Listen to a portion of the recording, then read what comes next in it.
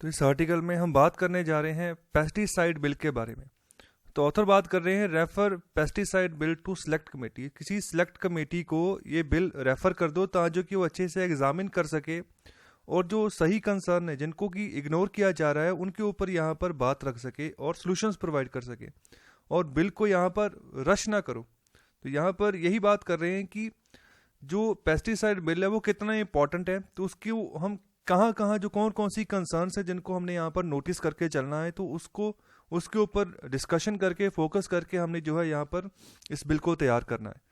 तो स्टार्टिंग में बात कर रहे हैं कि जो लोग यहाँ पर फार्मर्स प्रोटेस्ट के साथ हैं तो उनको उनका यहाँ पर दर्द समझते हैं तो उनको सपोर्ट कर रहे हैं।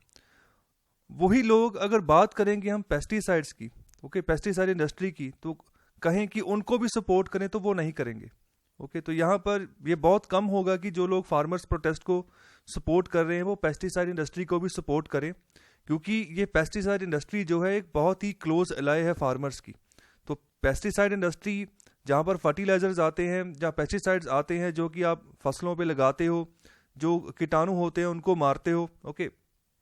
तो यहाँ पर फर्टिलाइजर हम यूज़ करते हैं कि उसकी जो मिट्टी की उपजाऊ शक्ति है उसको बढ़ाया जाए, जिसकी वजह से जो प्रोडक्टिविटी है उसमें राइज हो।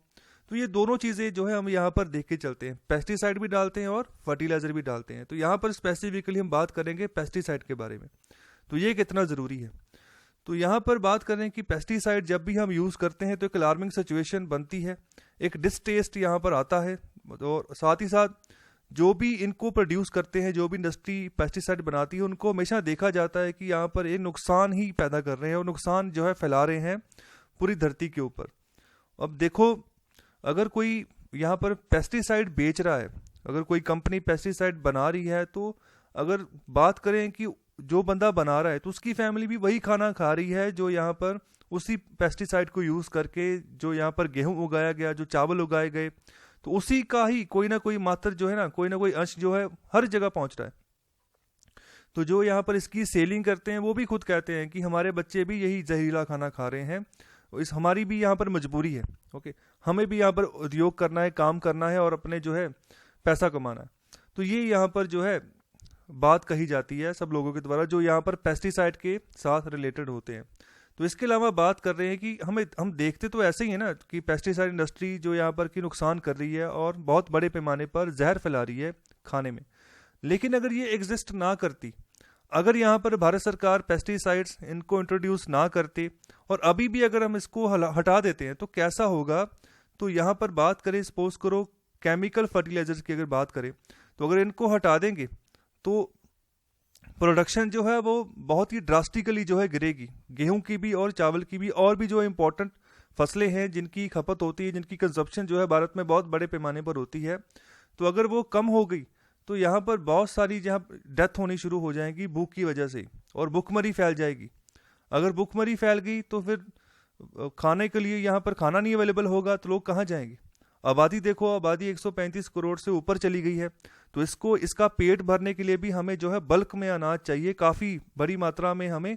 इसकी स्टोरेज कैपेसिटी भी, उसका भी हमें इसका जो भंडार है उसको बढ़ाना होगा। तो ये सब चीज़ें हमें देखकर चलनी होगी। तो यहाँ पर दो चीज़ें हो जाएंगी, अगर ये केमिकल फर्टिलाइज़र ना हो या पेस्टिसाइड ना हो तो प्रोडक्शन कम हो जाएगी, फसलें जो है वो ख़राब होनी शुरू हो जाएंगी, जो कीट हैं वो खानी शुरू कर देंगे फसलें को, और दूसरी ओर अगर फर्टिलाइज़र को नहीं यूज़ करेंगे तो जो गुणवत्ता है,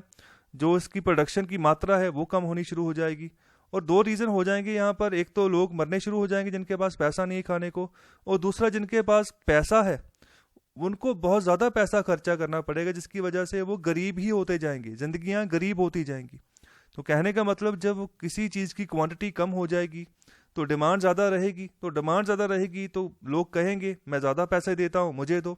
ओके। तो चीज़ बिना मतलब के उसका महंगाई दर जो है ना बहुत आसमान की ओर बढ़ना शुरू हो जाएगा।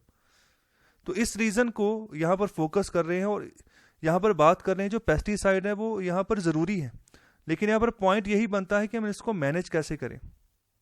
तो पार्लियामेंट की यहाँ पर बात कर रहे हैं कि पार्लियामेंट यहाँ पर एक पेस्टिसाइड मैनेजमेंट बिल जो है उसको यहाँ पर कंसीडर कर रही है और चाह रही है कि उसको रिप्लेस करे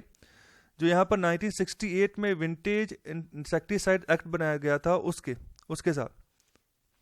तो ऑथर यहाँ पर इसी बात के ऊपर इसको क्रिटिसाइज कर रहे हैं कि बिल देखने में ऐसा लग रहा है कि जहाँ पर इसको अच्छे से यहाँ पर विचार ही नहीं किया गया और इसको आधा बनाया गया है, इसके नाम से ही पता चल रहा है। तो यहाँ पर बात कर रहे हैं सर पेस्टिसाइड मैनेजमेंट बिल के बारे में। तो ये बोल रहे हैं कि यहाँ पर जो वीडीसीड्स है, ओके, तो वीडीसाइड्स जो है इनको क्यों एक्सक्लूड किया गया है बिल नॉमेनक्लेचर में से, यहाँ पर क्वेश्चन मार्क कर रहे हैं। वीडीसीड्स मतलब जो जो कोई भी फसल होती है तो फसल के आसपास जो यहाँ पर जड़ी बूटी निकल कर आ जाती है, तो वो जड़ी बूटी निकल कर आती है उसको हम वीड्स बोलते हैं। तो उसके लिए क्या करते हैं, पहले ज़माने में जब यहाँ पर पेस्टिसाइड वगैरह नहीं होते थे, डीडीटी वगैरह नहीं होती थी, तो यहाँ पर लेबर लगाई जाती थी कि आप लेबर यूज़ करके क्या करते थे, जो वीड्स होते थे, जो जड़ी बूटी होती थी, उसको काटा जाता था, जड़ों से उसको निकाला जाता था कि जो हमारी जो पेरेंट फसल है ना उसको नुकसान ना हो, उसको जो यहाँ पर तत्व चाहिए धरती से वो उसको प्रॉपर मिले। जब उनको नहीं मिलते तभी कीट लग जाता है और फसल जो है ख़राब होनी शुरू हो जाती है, झाड़ अच्छा नहीं निकलता है।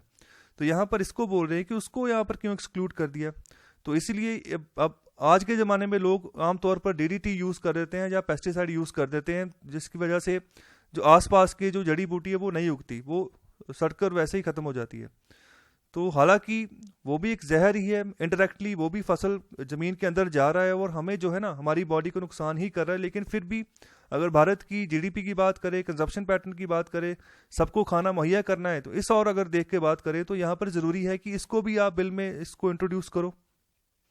और साथ ही साथ दूसरा क्वेश्चन यहाँ पर उठ रहा है कि आपने उन केमिकल्स को क्यों एक्सक्लूड किया है जो यहाँ पर जो फ्रेश लाइफ होती है किसी भी प्रोड्यूस की, उसको एक्सटेंड करते हैं। ओके, मतलब कि कोई भी प्रोडक्ट जो है ज़रा देर तक जो है फ्रेश रह सके, तो उसके लिए जो केमिकल्स यूज़ करते हैं उनको यहाँ पर क्यों जगह नहीं दी गई इस बिल में। तीसरा यहाँ पर क्वेश्चन उठा रहे हैं कि इस बिल को यहाँ पर आप ये नाम क्यों नहीं दे रहे, crop care regulation and development bill, इस तरह से आप इसको क्यों नहीं बुला रहे,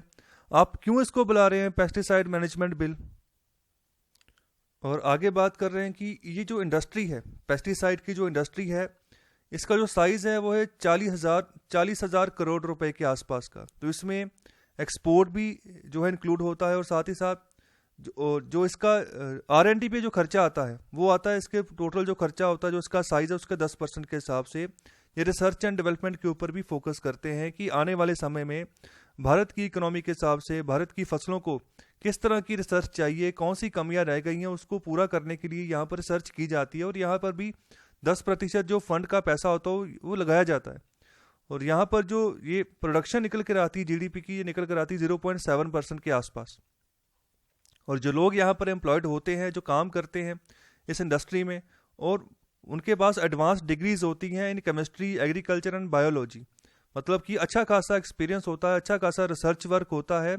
जिसके फलस्वरूप जो है हमें अच्छा काम जो है देखने को मिलता है और अच्छा जो है हमारी यहाँ प्रोडक्शन एक्टिविटी जो है बढ़ती है। तो इनकी देन यहाँ पर काफ़ी अहम रहती है। तो यहाँ पर एग्जांपल ले रहे हैं, जैसे यहाँ पर मूंगफली का जो सबसे जो मजबूत जो दुश्मन है, ओके, जो सबसे गहरा दुश्मन है, जिसकी वजह से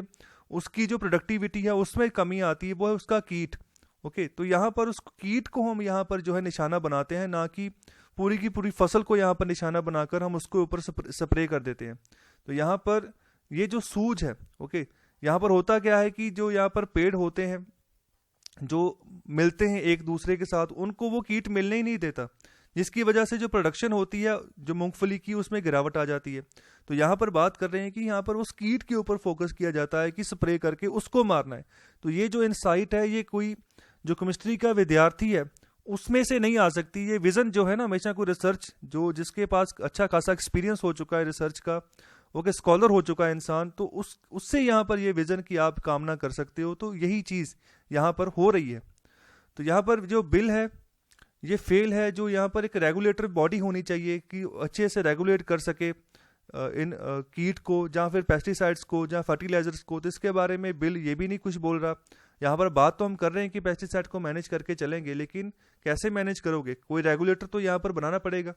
और साथ ही साथ यहाँ पर बहुत सारे यहाँ पर इल डिफाइंड ऑफेंसेस है जिनको क्रिमिनलाइज कर दिया गया है, ओके। और साथ ही साथ जो यहाँ पर बात बोली गई है कि आर्बिट्रेरी स्टॉपेज लगा दी जाएगी प्रोडक्शन एंड एक्सपोर्ट के ऊपर पेस्टिसाइड के, तो यहाँ पर ये भी क्वेश्चन मार्क है कि इस तरह की प्रावधान आप बिल में क्यों रख रहे हो। तो इसके ऊपर भी ऑथर जो है यहाँ पर निशाना लगा रहे हैं, क्वेश्चन मार्क कर रहे हैं। तो आखिर में यहाँ पर बात करें कि जो बिल को जो बनाया गया है, क्राफ्ट किया गया है, तो ऐसा लग रहा है कि बहुत पुअरली क्राफ्ट किया गया है। तो क्यों? क्योंकि ना तो यहाँ पर कोई डोमेस्टिक कैपेबिलिटी कैसे बनाएं पेस्टिसाइड्स की, इसके बारे में कोई यहाँ पर बात की गई है कि उसको कैसे प्रमोट करें, और साथ ही साथ कैसे यहाँ पर कैलकुलेशंस हो, कैसे फॉर्मुलेशंस रखी जाएंगी इंपोर्ट की, ओके, एक्सपोर्ट की, तो इसके बारे में भी कोई अच्छे से चर्चा नहीं की गई है बिल में। और यहाँ पर यही बात कर रहे हैं ऑथर की, इस बिल को इतनी जल्दबाजी में आप इसको पार्लियामेंट में पेश मत करो। इससे पहले आप इसको किसी सिलेक्ट कमेटी को सौंपो, वो इसको एग्जामिन करे। साथ ही साथ जो यहाँ पर व्यूज़ निकल कर आ रहे हैं डोमेस्टिक लेवल पर और फॉरेन इंडस्ट्री के लेवल पर जो पेस्टिसाइड बना रही है, उनको सुनो, उनके विचार सुनो, फार्मर्स के विचार सुनो इस बिल को फाइनलाइज करने से पहले। और साथ ही साथ जो दलवाई कमेटी की रिपोर्ट है उसको भी आप कंसल्ट करो, ओके, जो यहाँ पर गवर्नमेंट को यहाँ पर सौंपी गई थी, जो गवर्नमेंट ने यहाँ पर कमीशन बनाया था दलवाई कमेटी का, कि आप यहाँ पर रिसर्च करिए यहाँ पर पेस्टिसाइड इंडस्ट्री के बारे में, उसके बारे में आप बताइए कि यहाँ पर क्या करना चाहिए। तो उसकी रिपोर्ट को भी आप कंसल्ट करो। तो इन सब मुद्दों को आप कंसल्ट करने के बाद फिर आप यहाँ पर फाइनलाइज करो बिल को, कि यहाँ पर जो कमियाँ रह गई हैं उस कमियाँ को आप एक्ट बनने से पहले ही आप खत्म कर दो। जैसे आप देखो, फार्मर बिल्स आए, 3 फार्मर्स बिल्स आए, तो यहाँ पर ज़्यादा यहाँ पर डिस्कशन नहीं हुई और बिल पास कर दिए गए लोकसभा और राज्यसभा में से। तो अभी प्रोटेस्ट चल रहा है। तो इसी को यहाँ पर क्वेश्चन मार्क कर रहे हैं कि ऐसे आने वाले भविष्य में ऐसे यहाँ पर जो है सिचुएशंस ना पैदा हो, तो इसलिए आप पहले से ही कंसल्ट करके चलो। ओके, तो पहले से ही कंसल्ट करके चलोगे तो आने वाले भविष्य में कोई ऐसी एजिटेशन नहीं देखने को मिलेगी और बिल्कुल सरल तरीके से जो है पार्लियामेंट का, संसद भवन का काम जो है वो आगे आने वाले समय में चलता रहेगा।